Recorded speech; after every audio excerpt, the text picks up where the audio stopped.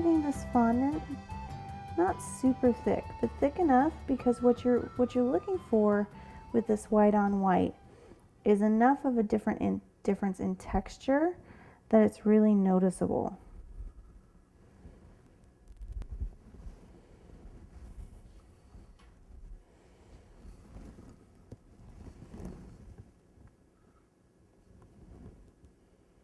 And all you're trying to do is be as precise as you can be.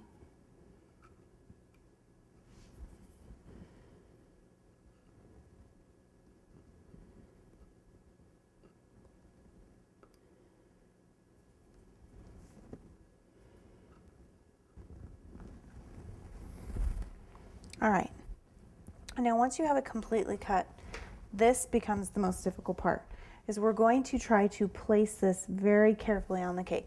So you need to figure out, there's our back, you need to figure out exactly where you want your front and your floral sprays. And I think I want my one spray here and my other spray here.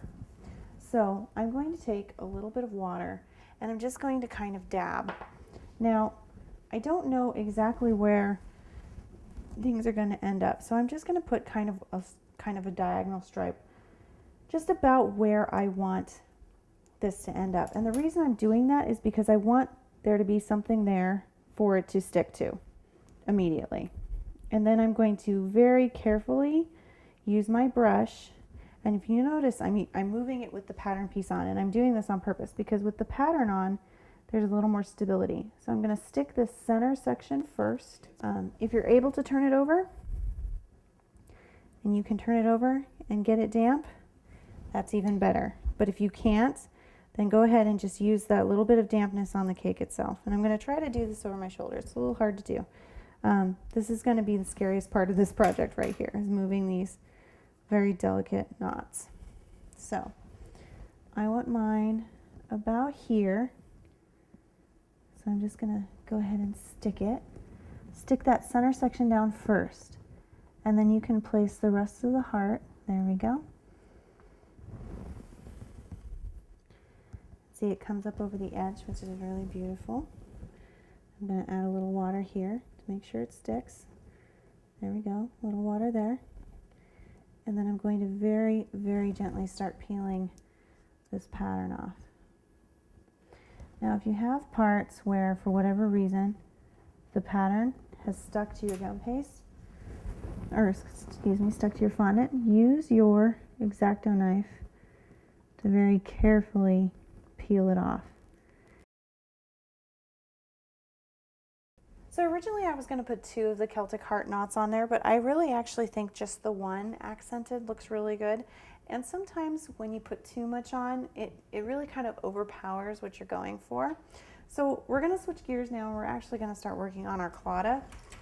Now the claddagh is a really interesting thing. You'll notice I actually am wearing one.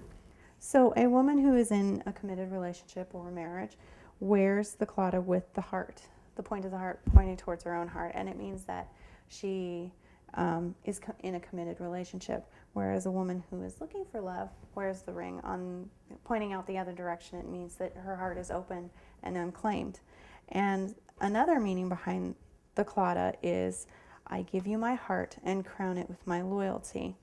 And it's a traditional Irish symbol, and it has there's a lot of history behind it. Actually, it goes back to Irish rebellions and everything else. So there's a lot of history tied up in this beautiful little symbol.